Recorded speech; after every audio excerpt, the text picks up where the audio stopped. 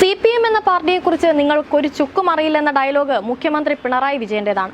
വിഭാഗീയ കാലത്ത് പറഞ്ഞ ഈ വാക്കുകൾ പിൻകാലത്ത് പല കോണുകളിൽ നിന്നും ആവർത്തിക്കപ്പെട്ടിരുന്നു.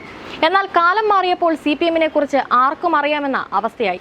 അണികളെ കൊണ്ട് ബോംബുണ്ടാക്കുന്ന പാർട്ടി അവർ ബോംബ് പൊട്ടി മരിച്ചാൽ അവരെ രക്തസാക്ഷികളാക്കി മാറ്റുകയും ചെയ്യും.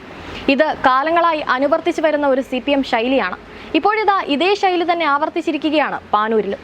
ബോംബ് നിർമ്മാണത്തിനിടെ കൊല്ലപ്പെട്ടവർക്ക് CPM രക്തസാക്ഷി സ്മാരകം പണിതു. പാനൂർ തെക്കുമുറിയിലാണ് CPM സ്മാരകം നിർമ്മിച്ചത്. ബോംബ് നിർമ്മാണത്തിനിടെയുണ്ടായ സ്ഫോടനത്തിൽ കൊല്ലപ്പെട്ട ഷൈജു, സുബീഷ് എന്നിവരുടെ പേരിലാണ് സ്മാരകം.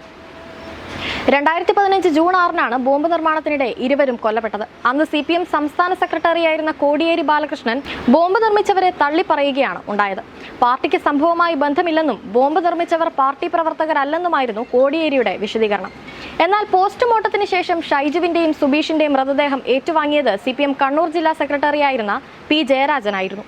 പിന്നീട് 2016 മുതൽ ഇരുവരുടെയും രക്തസാക്ഷി ദിനാചരണം CPM സംഘടിപ്പിച്ചിരുന്നു. 2016 ഫെബ്രുവരിയിൽ CPM നേതൃത്വത്തിൽ ഇരുവർക്കും സ്മാരകം നിർമ്മിക്കാൻ ധനസമാഹരണം നടത്തി.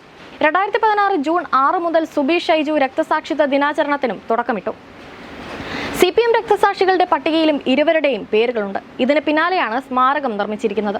സ്മാരകം ഈ മാസം 22-ന് CPM സംസ്ഥാന സെക്രട്ടറി MV ഗോവിന്ദൻ ഉദ്ഘാടനം ചെയ്യും. തെരഞ്ഞെടുപ്പ് കാലത്ത് പാനൂരിൽ ബോംബ് പൊട്ടി മരിച്ചയാൾക്കും ഭാവിയിൽ ഇതുതന്നെയാണ് സംഭവിക്കുക എന്നതാണ് പാർട്ടി കേന്ദ്രങ്ങൾ വ്യക്തമാക്കുന്നത്.